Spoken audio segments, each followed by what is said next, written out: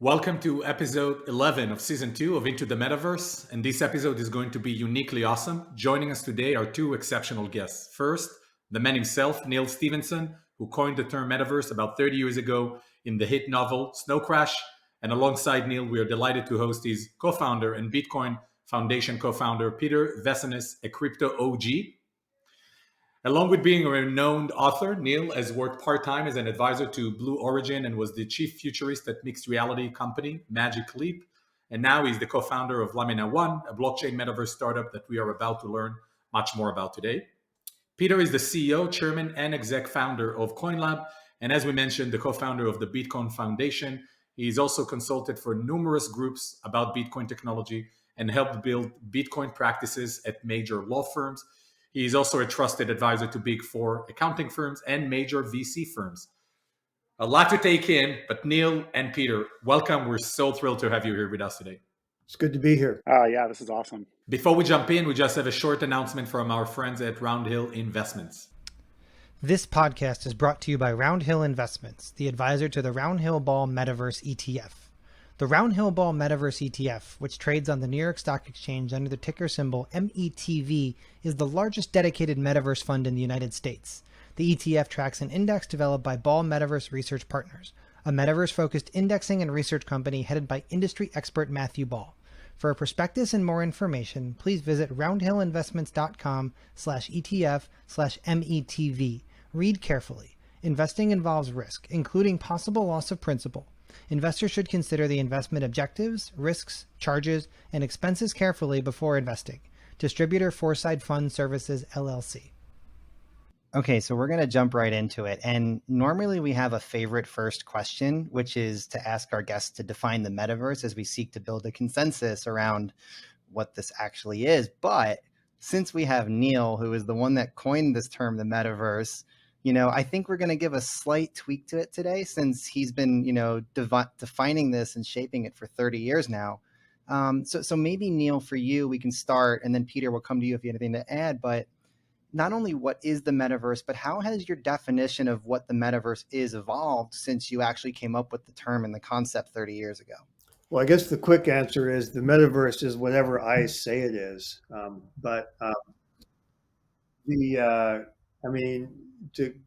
In terms of the evolution of the idea, what really changed between when I wrote the book and today is the advent of video games. So, when I wrote it 30 years ago, there were arcade games and some early video games, but the games as we know it today didn't really exist. And it was a few years later that Doom came along and sort of launched the gaming industry that we know today. So the description of the metaverse in the book is, in some ways, it's more like a television or a mass medium of that nature. And because I was assuming at the time that it was going to take something like TV to bring in a big enough audience to sell enough pieces of hardware to bring the price of it down. At the time I wrote the book, it was really expensive. But that's not what happened. What happened was that video games are the thing that millions and millions of people decided to play, and that sold a lot of hardware and brought the price down. So I guess that's kind of a big difference. And another one is just the advent of social media, which has created a revenue model that didn't exist when I wrote the book, and probably couldn't have been imagined. Yeah, Peter, anything you want to add in terms of, how you think about it? That's a loaded question given my boss here, but maybe I would say I spend my time right now thinking more about where are we, what are next steps. There's sort of probably everybody, I think, kind of sees it like Neal wrote it at some level. Like there will be immersive 3D experiences. Snow Crash has both that and really AR. They're called gargoyles and Snow Crash. People who've got a data overlay, but they're still out in the world. So whatever, we talk XR. The question, I'm probably more interested in what's this year, what's next year, what's the year after, and kind of like, I have an eye for what are good experiences people could be having right now. How good is a goggle experience? How much do people want it? How good is an AR glasses experience? One of the things Neal's taught me just as we've launched is like, and I've really come to believe this, is a lot of the metaverse is probably just going to be on our screens. Actually, like our 2D screens will be probably like, I would like this interview to be in spatialized audio with some realistic avatars.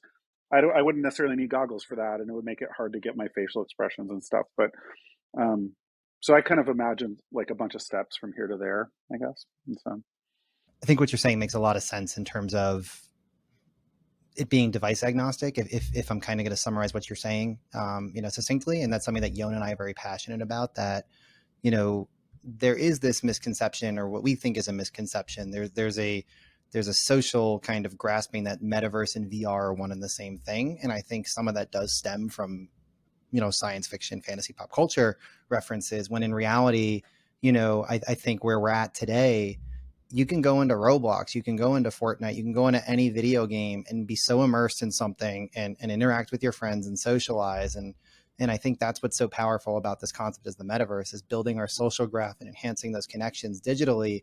It doesn't matter what form factor that comes in.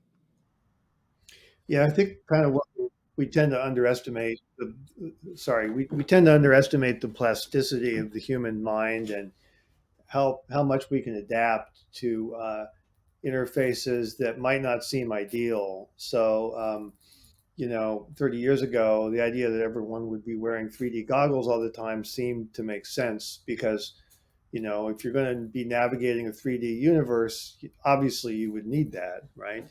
But the reality is that we navigate 3D universes all the time now in video games by looking at them through a pane of glass, and by using the WASD keys on our old keyboards, and a mouse. So, and most people can get fully immersed in a simulated 3D environment using that combination of hardware. And it rarely occurs to them that, wow, this, if only I were wearing, a pair of goggles strapped to my face. We don't necessarily need it. Neal, I have a question for you. Like I have this kind of phrase in my mind, like the metaverse is really just like our digital lives almost at some level. And like, on the one hand, that's like so broad, it's almost content free. But on the other hand, it's like, no, it's your avatar, it's your Zoom background. It's like maybe all these things together. And I'm curious what you say about that. Like, what do you think about that as a concept? Or does it have to be more interactive than that? Well, our digital lives encompass a lot that's good, bad, and ugly. So, I mean, obviously, we want to focus on the good stuff. I mean, I had to renew the tabs on my car last week, and so I went to the Department of Licensing site and clicked through the screens, and I renewed my car tabs in the metaverse instead of having to go. Maybe okay. I hear there's a social component in my mind, maybe, or something. Yeah, I hear you. Forum trolls. I'm gonna pass it to Yon because he has a really good kind of view on this. And you mentioned avatars, and he's talked about, and I'll pass it to him as soon as I'm done. But he's talked about one of the promising things about the metaverse is that every individual can have more than one avatar, right? Well, I think my point of view is, and I totally subscribe to the worldview of device agnostic and so on and so forth. But I think what's really interesting for me, and I come from liberal arts and social sciences as a background. I'm not an engineer. So I think about the human mind and human behavior. And, a lot of people talk about, oh, COVID accelerated the metaverse. And I don't think that's the case. I think COVID accelerated a human behavior that is ultimately leading to the metaverse being accelerated. And I think in a way, when I think about avatars manifesting our personality in these virtual spaces, and not only one avatar, because in real life I'm Yon, in the metaverse I can be 5, 10, multiple different identities and personalities. And I think what that means to me is that we are building essentially a whole new fabric of what it means to be human. And when you think about it at that level, it's almost infinite, because if I can have all of those different personalities and I can build that life in virtual and potentially bring it back to earth in real life, I think it opens so many possibilities of what are those worlds for, what type of experiences we're going to have, what type of connections and socialization is going to look like. What does work actually mean?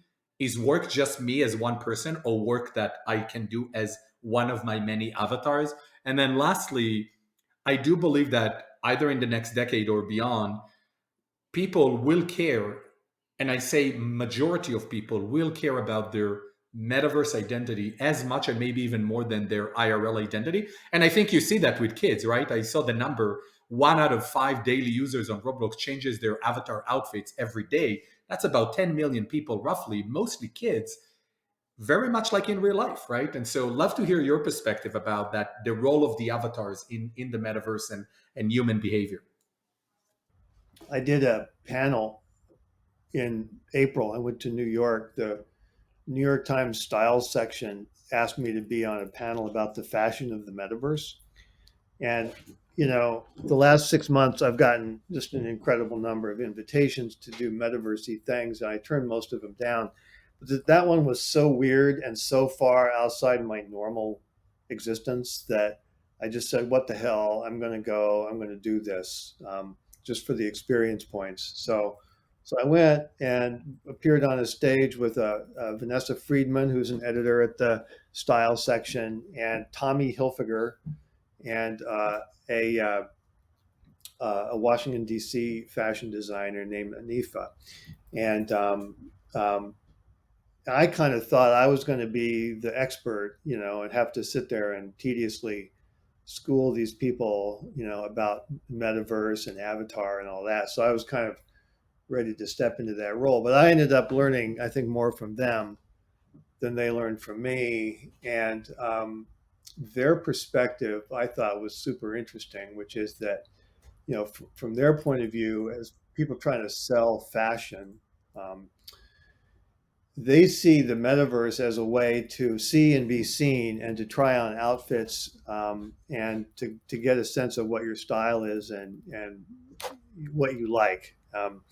And so for them, they're actually more interested in highly realistic avatars. So instead of people running around looking like dragons or flaming trees or whatever, their version of the metaverse, you probably look pretty close to the way you really look, so that when you tried on one of their outfits, you'd have a sense of what you would actually look like wearing that outfit. And if you get enough compliments from your friends, then maybe you click through and go ahead and buy the thing. So Or you just buy the digital good, right? I mean, like, it's back to this codifying how people probably already spend, I would guess, in general, as much time working on their digital identity as their physical identity right now, like Insta, social, all this stuff. I mean, you, yeah, like when you guys were teeing up this question, it made me feel like we could do like 2 hours just on identity. And you're kind of like, you're talking about this like very well. I'll like tie it through Neal's books. So um, we kind of have like one identity in Snow Crash, right? Um, and you have like, and I think Neal starts talking actually about this idea between like Juanita and Hero, how they're like the only people who can have an honest conversation in the metaverse because like the facial avatars were based off the two of them. Diamond Age actually has like a really intriguing little question about makeup, which is like, is it supposed to conceal or enhance your emotional responses? Which I think is like just a nice, really good toss-off idea that's like gets exactly what we're talking about here. Like, how much are we presenting and how much are we representing? And then like in Fall, Neal says something I think is really profound on PERDAs, which are his idea. I think of like a way you could construct an identity that has its own integrity. Like there's digital signatures. You'd prove you are the PERDA, you're part of it, but it's not necessarily a person. It could be any mix of things. And like like early days in Bitcoin talk was mostly totally anonymous. Like Satoshi was like felt like the governments were going to come get him. He wanted to be completely private. A lot of early Bitcoin talk folks were like that. But there were some of us that used our real names. And like we actually formed our own cohort of people who were like, I'm willing to have my personal identity out in this new space, like Gavin Andreessen, who took over the core dev team from Satoshi. So we actually talk a lot about identity at Lamina, because my goal is that like we would be able to represent kind of like, well, my goal is that we would be able to give people the freedom they want to choose sort of like what identity situation they want to be in. Like you may want to be uniquely you, but nobody knows who you are. You may want to be uniquely you with your name. You might want to have like 62 Reddit accounts that troll each other and do weird stuff. And all those are like ways people use the internet now, you know? So anyway, like I'm sorry to like just tear off on this, but I could talk about it a lot. I think it's important. No, and it's and we're not going to go there fully because we're going to miss on all the other amazing stuff we want to talk about today. But I will say that just today we released an episode of our most recent guest, Professor Udi Shapiro from the Weizmann Institute, who is not only talking about how do we create an egalitarian and democratic metaverse, but he also outlines that one of the challenges in creating an egalitarian and democratic metaverse is dealing with the Sybil problem, right? How do we make sure that people's identity is actually associated with a real person? Otherwise, it kind of defeats the purpose. And so maybe there is a wider conversation we can do down the road, because I do think it's a phenomenal topic. I would love to talk about that, and I'm going to stop right now so that we don't. Yeah. So switching gears a bit, before diving specifically into Lamina1, which is we really want to dig in and make sure you guys have a chance to articulate your vision to the community. Obviously, you are both proponents of blockchain technology powering the future of the metaverse, or otherwise you wouldn't really start a company that is focusing on one. But why is blockchain in your mind, and crypto, and even broadly Web3 is important to the development of the metaverse, as opposed to platforms that use other technologies or that do not use, quote unquote, Web3 technologies? Maybe I'll give a kind of general answer, and Peter can dig into more specifics about it. But I think it's kind of implicit in most of my books: Snow Crash, Diamond Age, certainly Cryptonomicon, ReamD, Fall, that there's some kind of decentralized payment system that serves as the underlying economy for all of this stuff, and it's not all. It's peer to peer. It's not all going into a central bank and coming back out again, because it just doesn't seem like that can work. Our take on it, I think, is balanced. I think, in the real world, we look around, we see that there's fiat currencies and there's payment systems for handling payments in those currencies, and there's also cryptocurrencies, that use blockchain technology to do things, and and they're both important. They both kind of have different use cases. So it stands to reason that in the metaverse we would also have both. Why not? So I'm sure that fiat currencies will have a place there, but it would be unreasonable to think that somehow we're going to, into this day and age, build a metaverse that has no trace of blockchain in it. So if there's going to be blockchain, then let's build one from scratch. Well, not scratch, but let's say from the layer one level that is optimized for the particular job that we're trying to do, rather than starting with one that was built for a different purpose and then trying to find ways to circumvent its built-in limitations. So that's the basic proposition of Lamina1. Peter, would love to get your point of view. I was just taking it all in. Yeah, I mean, I guess I would say two things. One is like our decision, rather than starting like, Neal Stephenson's Metaverse.com, is we're starting an open metaverse project, right? So to me, it's like crypto's been very good at tapping huge numbers of people to work on things with collective action. It has this mandatory openness to it that means that like we're sort of from the beginning just promising to ourselves and the world, like this is going to be a commons, it's going to be for everybody. So for me, that just feels really right. Like there should be a place to build the open metaverse. Okay. And I think so that way, like this is just a completely different economic construct than a West Coast tech company, and if you're super into crypto, you'll have a list of what that means. If you're not, at least I would say, hey, check it out, because for us, it's like a philosophical decision at some level, and so that to me is like, there's something really about Bitcoin where like early Bitcoiners have, you may know, have fractured into like many different religious groups over the years, but like they all still really want Bitcoin price to go well. Like they still kind of pull in harness, even if they disagree with how and why. And so for me, like that's a new kind of way for humans to have collective action. It's not a corporation. It's not a nonprofit. It's like just this other thing with open source software and community. And to me, that's like kind of the current best of breed for how we think we get all this pulled together, you know? I will say too, like Bitcoin's like the least racist thing ever, by which I mean that you don't even have to be human to transact financially with Bitcoin. Like I think it's like, it's crazy to say, but I think Bitcoin's like very underappreciated.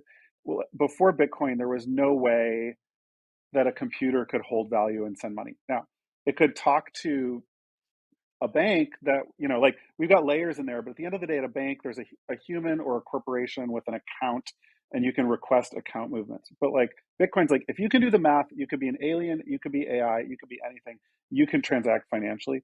That's why with Ethereum we have these like smart contracts, and all of a sudden this programmable money we can now call Web3. And like I really think that the metaverse will benefit from the kind of innovation that allows. And just like, if you're like, you know, to your point earlier, if you've got to have a national identity to be in the metaverse, and you've got to have a bank account to be in the metaverse, A, you've cut out like 2/3 of the world probably anyway, so there's an equity problem there. But B, you've just cut off all this innovation. Like I want to see what people build, like when you can have programmable 3D metaverse AI things, like it'll be really cool. So that's my apology for the crypto side.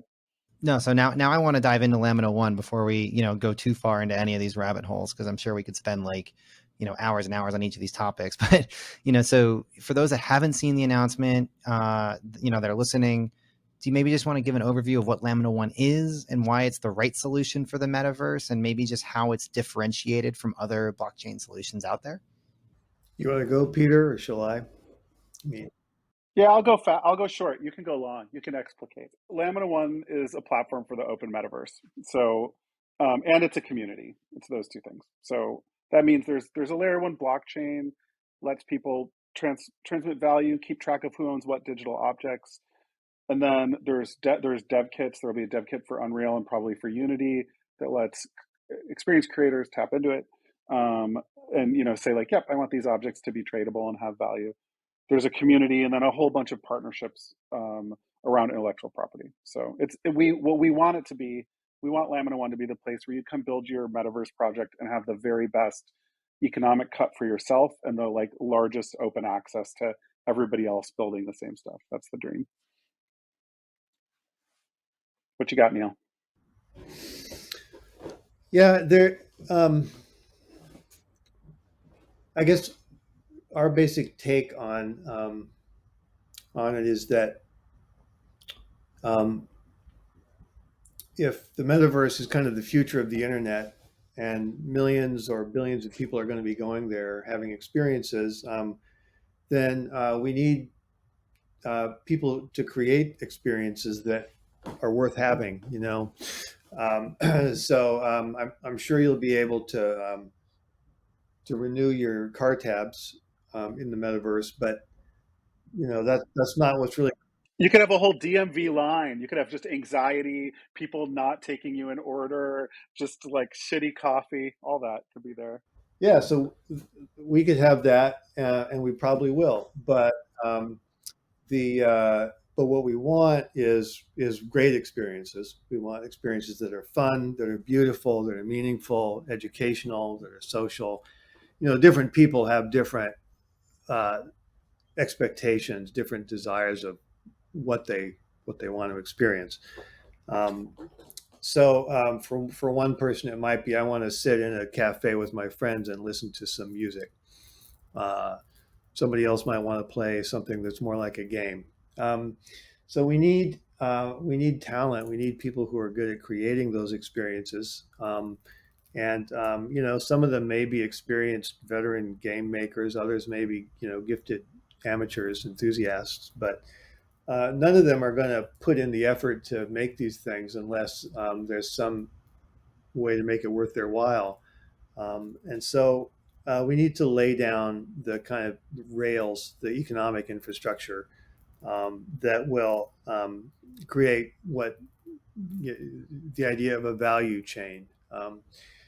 So that if you contribute to something, whether it's by contributing technical programming skill or artwork or supporting a community or just sort of giving feedback, that is recorded somehow, and to the extent that it eventually generates revenue, some of that revenue should flow back along the value chain and go into the wallets of the people who help make it.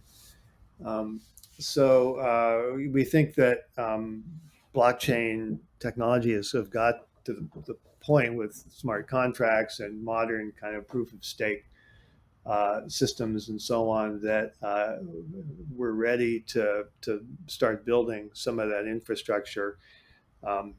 And so I guess that is the mission statement of Lamina1. I've got that on a 3x5 card. This is awesome. Thank you both for taking the time to articulate that vision and mission. And I want to double click on one thing that I think would be really interesting to better understand. What were kind of the 2 or 3 key pillars that drove you guys to decide to build a layer 1 versus a layer 2 or a side chain? Love to unpack that a bit. Go ahead, Peter. The main thing really is I actually think we need all of the resources of a layer 1 to do a good job. So there are some really good kind of modern blockchains out there on the layer 1 space. Like, we have had in the last year, Solana, had a real renaissance, really maybe probably overfulfilled its early promises. Avalanche, started by a friend of mine, Emin Gunsirer, is, amazing consensus, very high speeds, all these things. For all of them, they're great. And like Metaverse is like a follow-on marketing budget line item. It's like I don't know because I don't know internal ops, but I bet they have like 30 to 100 million dollars for like Metaverse related stuff. But pre-crash, Avalanche was a $20 billion chain. So like to me, I'm just like, look, let's do this the right way. We know how much Facebook is spending on Metaverse investment. They have a hardware component. They've got this other stuff, but um, why would we need to tap all the resources we might have available to get this done? That's how I think about it. I will also say, like, being originally a cryptographer and someone early in Bitcoin, like, there are modern crypto tech things that I think do help the mission too. And so just when you start a new layer 1, there's stuff you can like privilege at the code level that is really helpful. Like I would like us to have like much more kind of like native zero knowledge proof type technology in, which helps with like scalability and privacy and stuff like that. And right now there's like a divide, like the ZK Snark techs and the Stark techs, ZK Starks, both of those are like, they might run their own chain.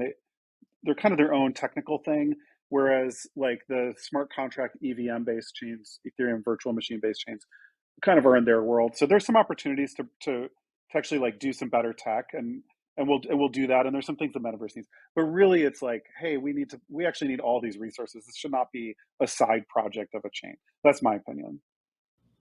That's super insightful. I know some of the terms you just dropped. I'm gonna bet that there's probably people listening that are be like, "What the heck is a ZK?" But you can definitely do some googling and find it. It's actually pretty cool if you dive into the technology and kind of understand what's going on.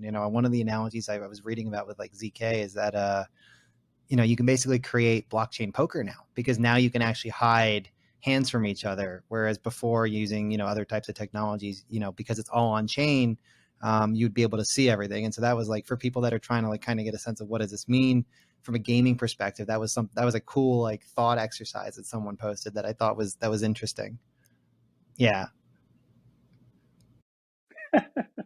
A nice little drill down. Yeah, you can gamble. You can gamble on the chain. Oh, good. I love gambling. That makes so much sense to me. Yeah, yeah, yeah, yeah. Well, but there's also, I mean, there's more positive examples too of what you could do with it. So maybe you want to divulge some information, but not give everything away. I mean, it's a pretty vague description, but there are situations where uh, absolute perfect anonymity doesn't help you, but completely revealing everything about yourself for whatever reason is not an acceptable thing to do. And so, ZK type tech, may provide us with ways of resolving some of those dilemmas. It really is like dark crypto magic. Yeah. Dark crypto magic. I like that. Okay, I wanted to go back to one thing that you both talked about a lot, and I think it's also at the heart of Lamina1 based on what you've talked about, and it's really empowering creators and making sure creators are well incentivized and paid for their work when they do build fantastic things. And Yon and I, as we've gone through this podcast, we've talked about this at length, but we're both extremely passionate about how the creator economy as a whole is really going to, we think, get kicked into overdrive in the metaverse era, and part of that is, we talked about this with Rev Liberadian from NVIDIA and Omniverse. He kind of put a great analogy, a great history behind it that, over the course of humankind, we've democratized print, we've democratized video, we've democratized audio, like a podcast, but we haven't democratized real-time 3D development to any real degree at this point. It's still largely done by game makers and highly trained engineers. But with the metaverse, we have the potential to put those tools in the hands of individuals. Maybe Neal first, how do you just think about empowering creators with these technologies and how much that's going to affect the creator economy? Well, like right now, with a lot of people who do know how to make games, whether they're an animator or a texture artist or they write blueprints or whatever, they're a lot of times they're kind of flipping back and forth between working in the salt mines of a big AAA game studio versus and getting paid versus trying to create the indie project of their dreams, and generally not getting paid. Um, so the and I don't know if that is going to get fixed anytime soon, but it's we've been talking to, for example, the team at Shrapnel, friends of ours here in Seattle, who have been working on a smart contract template called Sigma that is it's a prototype of something that might be a step towards fixing this, and kind of the idea is like, say I write a book with a magic sword, and I could put something up on a blockchain that's like I sketch the sword on the back of a napkin, and I write a few words of description and give it a name and put it up there, and ta-da, I've proved, for all eternity that on such and such a date I had this idea. But that is a very far cry from being a functional asset that you could use in an interactive experience. So, but somebody could come along and take that and create a more evolved version of it, maybe that was sort of a generic Unreal Engine asset or a generic Unity asset, and make that available, and kind of concatenate their name, their wallet onto my stub asset, and then somebody else might come along and take that and add additional modifications that were aimed at having it work in a particular game, like the version of that sword that works in Roblox is going to look different from the version that would work in Fortnite or some other game, just because of art direction, to say nothing of all the programming, the interactive features that it would have to have. And it takes work to do that. It takes expert work by a range of different contributors. So I guess the dream is that that we figure out a way to have that value chain eventually provide rewards for all the people who made contributions to it, but assuming someone actually picks it up and decides that they like it and want to spend money on it.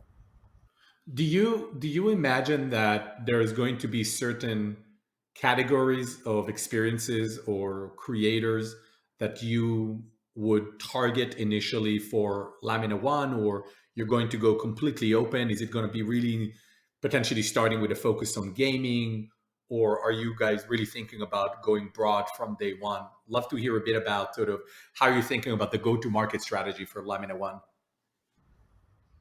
mean, it'll be open, so there's no, no one would require our permission to do anything with it.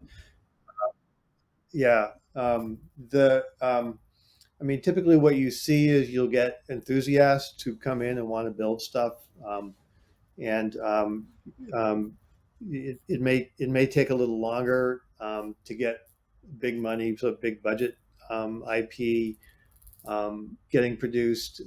So, a model that has worked for companies like Valve and Epic and others is to have an in-house. I mean, they're building infrastructure, game engines in the store and so on that can be used by any third-party developer, but at the same time, they've got first-party content that they produce in-house, partly to make money and partly as a way of dog fooding their own technology, and second-party stuff where they're sort of working in a cooperative style with an outside developer. So I think that's a good model, and I think we're going to see something similar as Lamina1 moves forward. We'll definitely do some first-party stuff. We obviously want all the third-party content that people are willing to create, and there'll be, I'm sure, some second-party partnerships as well. I might like hype machine us up. I think Neal's probably underselling how it'll feel at launch. So, again, this first party IP and having Neal be at the core of that is like amazing. So we're a little more excited than Neal sounds when he talks about it internally, about just getting all of that together. And what I've been really pleased. I mean, we launched like a week and a half ago or something, and we just this morning had our first kind of incoming inquiries review. It's like hundreds of incoming inquiries from everybody from small creators to very large brands. And so we had already teed up some announcements over the summer about some major brands that we'll be working with, but the intent is like to have both, just to and like, and I think we want to start out knowing that what we're building is going to work for people at different levels, like just hobbyists. Like one of my kids makes their money mostly making Minecraft skins. I mean, that's they're 17. They have a really vigorous business doing these like beautiful role playing Minecraft designs. From someone at that level all the way up to like a major brand, I think we really do we are teeing ourselves up to kind of understand what they all need and provide something for them. So Yeah, that makes sense. And I think on the first party, I think there's also examples with, what Mythical Games have done, building Blancos first before they roll out. Even though they haven't built, their own chain, they've kind of worked on other chains, Ethereum, Ethereum based, and I think they're moving to Ethereum. But I think it makes a lot of sense. Obviously, it's a more complex endeavor, so we alongside our community wish you the best of luck, and I'm excited to hear more about it from the super social vantage point as a creator. But I think we totally get the strategy. And so, switching gears as we kind of get closer to conclude this fantastic episode, we're clearly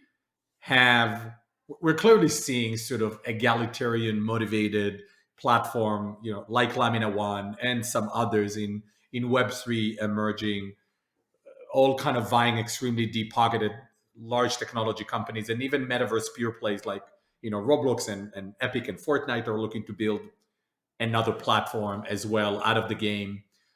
We pretty sizable, user base already. How do you reconcile investors chasing returns and capitalizing sort of these profit driven platforms with the more egalitarian grassroots movement to empower individuals and creators of all sorts, um, not necessarily through these closed platform where the unit economics are also very clear to the investors, right? There's a massive transformation because of Web3 of what does that all mean for enterprise value? What does an exit look like when you look at a Web3 native company? Love to pick your brain and your point of view on that. Yeah. Yeah, maybe I'll throw a couple thoughts and then Neal, I'd be curious what you think. I mean, we're not like we're not very secretive about our strategy. It's just build the rails, charge the lowest price you can charge for use of the rails, and wait. So that's it, like in a nutshell. But we do have in our investor deck a really interesting stat, which is OpenSea, which is the dominant NFT sales platform on Ethereum, drove 400,000 ETH in gas fees last year, which at peak Ethereum prices is $12 billion of like retail buy side demand. And so I actually think like savvy crypto investors, and my family office's venture fund is one of the anchor investors for Lamina, and our friends and families all like very savvy investors. So they get that there's a principled way to build these rails, and like you don't have to like rent seek. You actually can just build the rails, give people a fair shake, and there is real value there. I mean, you know, I very rarely talk in public about crypto prices, but I think in 2016 I did tweet out that Ethereum at $7 seems like a pretty good price. And so now after the crash, Ethereum's at like $1,000 right now. So like there are moments where you're like, this thing probably will work, and it's going to be a really good shake for people to get involved. And in Lamina's case, we actually, Ethereum had an ICO. They sold tokens to the public.